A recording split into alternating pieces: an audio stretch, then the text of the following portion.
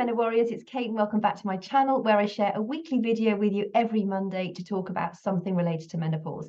Today we are diving into Restless Legs Syndrome and paresthesia.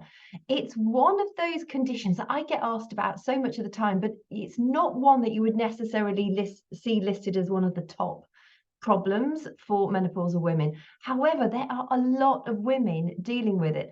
I think if you have it mildly, you might actually have it without realizing that you've got it.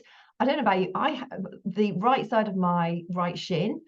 Often I feel like there's a little ant trying to get from underneath my skin, and that would fall under paresthesia. So that is the medical term. Essentially, it's sort of you can have numb extremities, you can have that funny creepy feeling like there's an insect trying to bust out of your skin. It can be an all over numbness. It's generally not a serious issue. Generally, it should not last for too long. But if it is having a really negative impact on your life, then it's really essential that you talk to your healthcare provider about it. Paresthesia and restless legs syndrome can also be an indication of something a little bit more serious, possibly down the diabetes route, other central nervous system related problems. So if you're getting it consistently and it's worrying you, go and get yourself checked just to make sure. So we're going to dive into why it actually happens, the things that you can do in order to help alleviate it, reduce the effect that you might have, and also give you an indication as to how prone that you might be to get this restless leg syndrome and also paresthesia, and how it can negatively impact your life as a menopausal woman. How likely is it that you are going to get paresthesia or restless leg syndrome? Well, there was a smallish study, 5,000 menopausal women, and the age group of 45 to 55, around just over 18% of those women were suffering with either paresthesia or restless leg syndrome. From the age of 55 and above up to about 64, that increased to 20.9%, I think it was. So there's a slightly increased risk as you get older. So let's dive deeper into why you might be getting restless leg syndrome and paresthesia. So one of the key reasons you might be getting restless syndrome is down to dopamine, which is one of our neurotransmitters. That can become dysregulated as we go through the menopause. It has a relationship with estrogen that doesn't everything. And also, I just want to mention dopamine production. 50% of it gets created in our brain, but also 50% of it gets created in our gut. Now, I know I'm always banging on about gut health, but it just goes to show that when you have a healthy gut, and because I'm doing this 4-week gut healing system at the moment, I know how much of a beneficial impact it has had on my menopausal symptoms. They've gone. It's just crazy. But so 50% of dopamine, 90% of serotonin, which is one of your feel-good hormones, gets created in the gut.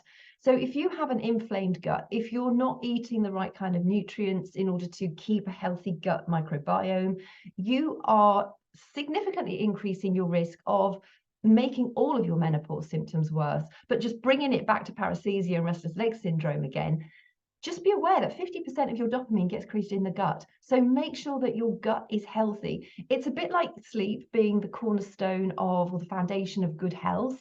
Your gut is such an important piece of the puzzle in making sure that you live a healthy life, that you're able to burn fat effectively. Because again, if your gut health is off, if you've got an imbalance of bacteria in your gut, it could make losing weight really hard. I talk to loads of ladies who are trying to lose the extra pounds that they've put on through menopause. They do this 4-week gut healing system and their excess weight drops away.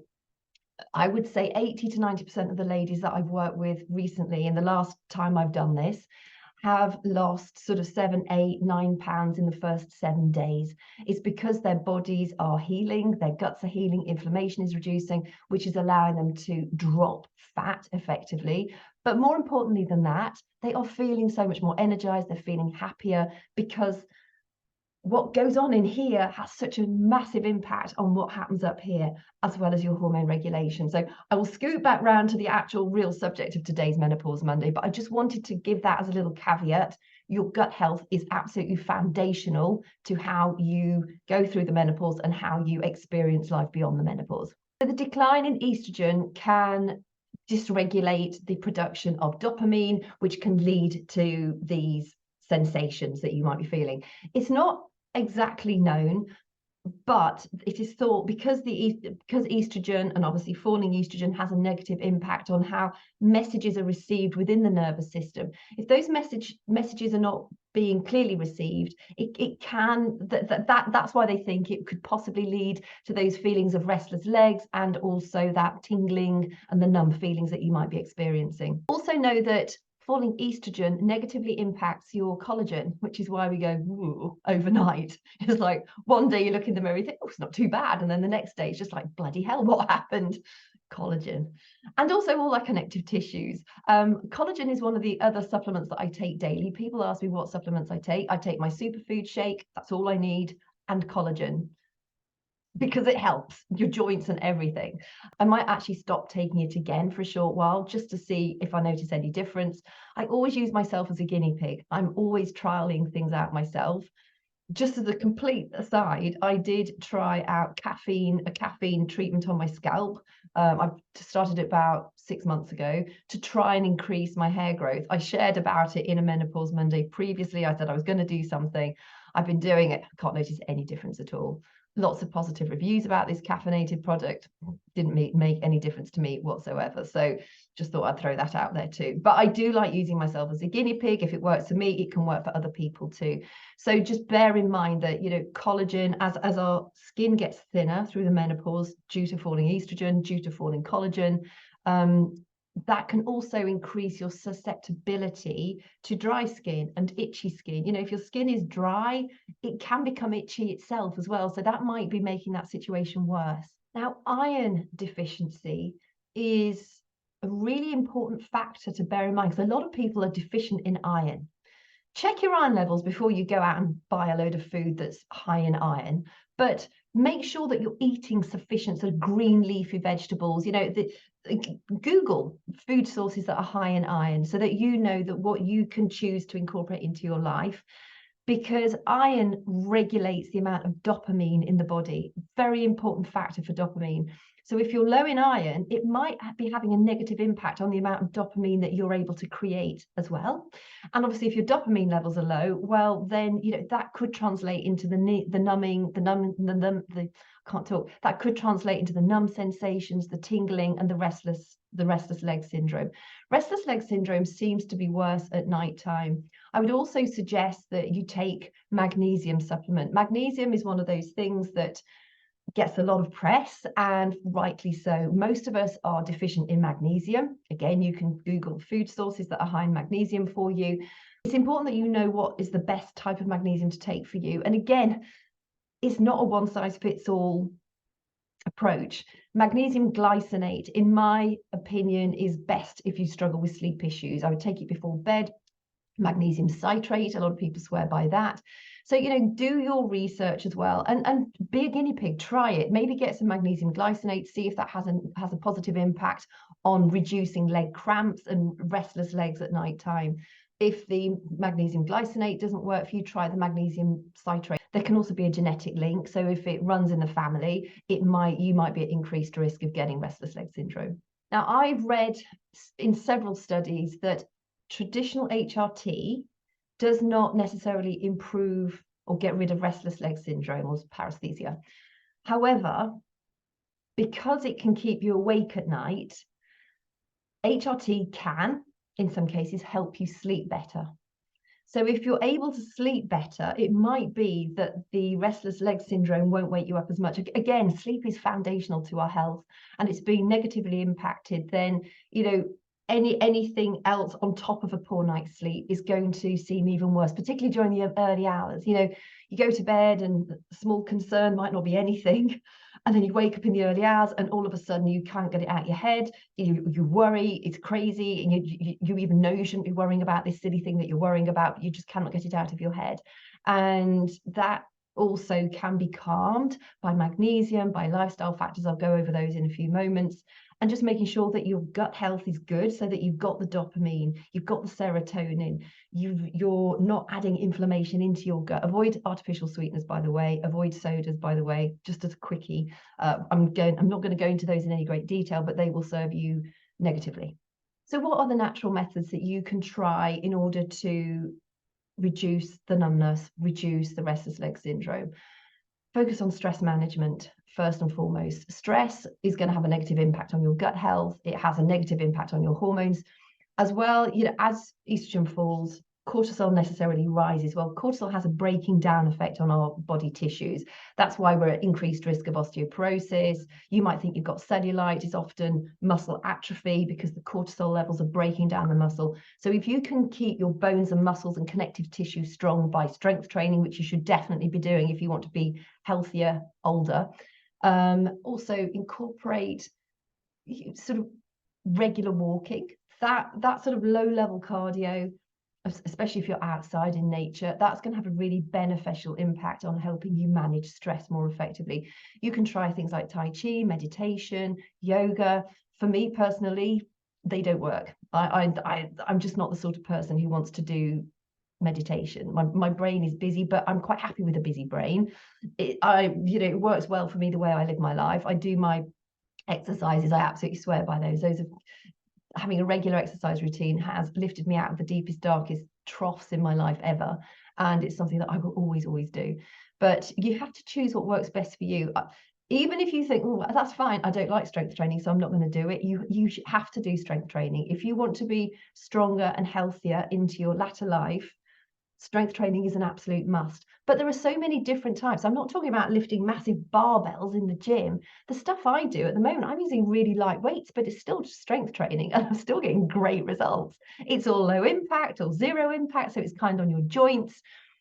I think we have this notion that you have to be wearing a big, corset belt to hold your guts in, and it's going to be really, really hard. Not at all. Strength training can be really pleasurable. I get so much pleasure out of doing the routines that I follow, and that can be the same for you too. So don't think it has to be intimidating and overwhelming. It doesn't. It can start where you're at, but you will benefit so much from it. And your mental health will benefit as well. Make sure you're eating magnesium-rich foods. Make sure you're sticking to a strict sleep hygiene regime. So you might think, oh God, I don't want to have a strict sleep regime. Well, if you're struggling with your sleep is absolutely foundational. And I know I used to be a chronically bad sleeper for literally decades. And then I got bossy with myself. I'm a psychotherapist, I'm an anxiety specialist, and what I was telling my clients or advising my clients to do, I just thought, I'm going to put it into practice myself. Well, it works. I knew it worked. I just wasn't doing it myself. And when I got strict with myself, and I still have to slap myself on the wrist every now and again, I feel incredible. And yes, there's my inner rebel comes out sometimes, and I just want to stay up all night and party, and very occasionally. But if I'm with the right company, I'm quite happy to sit into the early hours chatting, but not regularly. And having a healthy sleep regime, don't see it as being restrictive, see it as being freeing. It will give you that, it'll give you the peace of mind, it will give you that ability to deal with stress more effectively. It will allow your brain, your cells, your body to heal and recover, which it needs to do during those sleeping hours, whether you're a shift worker or not. Sleep is foundational. So make sure that you're giving yourself plenty of opportunity to sleep. I will drop the link below to my healthy sleeping habits guide. I wrote it for some of my clients a little while back. It's really helpful. It's just tips that you can use that if you struggle with your sleep, I highly recommend you employ. It will improve your sleep no end. Probably obvious, but avoid stimulants like caffeine, caffeinated tea, alcohol, too much alcohol, and obviously tobacco. If you smoke, just stop smoking. If you vape, stop vaping. And just to reiterate, if you're getting worried by the restless legs or the numbing and the pins and needles, just get it checked out. It can be nerve compression. It can be a sign of toxins or a bacterial infection in your body, can be related to diabetes or pre-diabetes.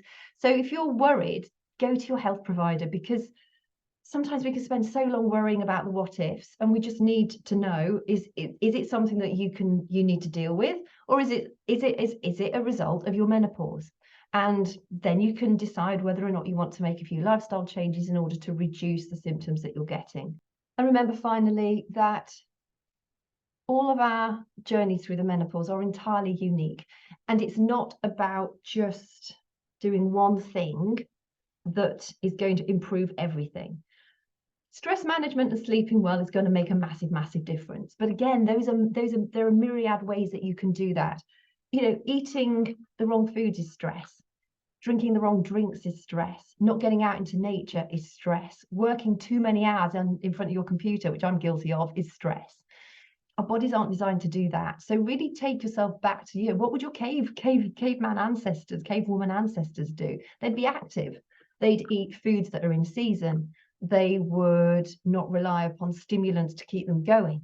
They would go to bed when the sun goes down. They would wake up when the sun comes up.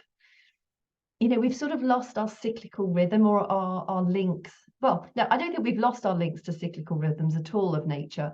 I think we've just suppressed them and we've thought we don't need them anymore. With electricity and the lives that we lead these days, they don't really serve us holistically or healthily. And social media is great. It gives you opportunity to find the support that you might want and to find similar people going through the similar problems. And people give social media a bad rap. It's only bad. Listen, if you focus on the positive stuff, you'll get the positive stuff coming back to you. That's the way the algorithm works. If you're focusing on the people who are very negative or being very unpleasant, that stuff unfortunately is going to come back to you as well. So be really choosy about what you're watching and what you're looking at and what you're clicking on, because that algorithm thinks if you're clicking on all these things that are negative, they're going to fill your explore page with all that negative stuff. And then all of a sudden your feed is filled with negative stuff and it brings you down. So be really mindful about what you're looking at on social media and use it to your betterment, use it to your improvement, use it for your improved understanding of what you're going through right now. And also know that there's a lot of us out here who are ready and willing and want to help you. And sometimes it's just finding the right person that you particularly resonate with, because there's a lot of people out there doing the same sort of thing, and just, you know, having conversations. If you're watching this on YouTube, DM me on @KateHartley UK on Instagram. I'd love to chat with you more. And I know more women from YouTube are coming over and finding me on Instagram, and it's lovely because we can actually get to know each other a lot better. It's difficult to message on through the comments on YouTube, unfortunately. So yeah, or Facebook. I'm Kate Hartley UK on Facebook as well. And if you're watching this on social media, well, you've got me already. And if you've got any questions or comments, just please drop them in the comments. Thank you for your company today. I hope it's been helpful. Do get a second opinion or a third or a fourth if it's something that's worrying you. But it is a fairly common symptom of menopause, and there are quite a few lifestyle things that you can do to improve your symptoms of them, maybe significantly reduce them so that they're not becoming such an issue for you. So I'd be interested, if you've had restless leg syndrome, if you get the paresthesia, the tingling and the numbing, what have you tried? Has it worked? And what have you tried that hasn't worked? It's just be interesting, in the comments, because obviously ladies will be watching to be able to help each other out. And like I say, I use myself as a guinea pig all the time. So if you've already tried something, it'd be really interesting if you could share that in the comments, and then we can all learn from your experience too. So thank you for your company, and I look forward to chatting with you again soon.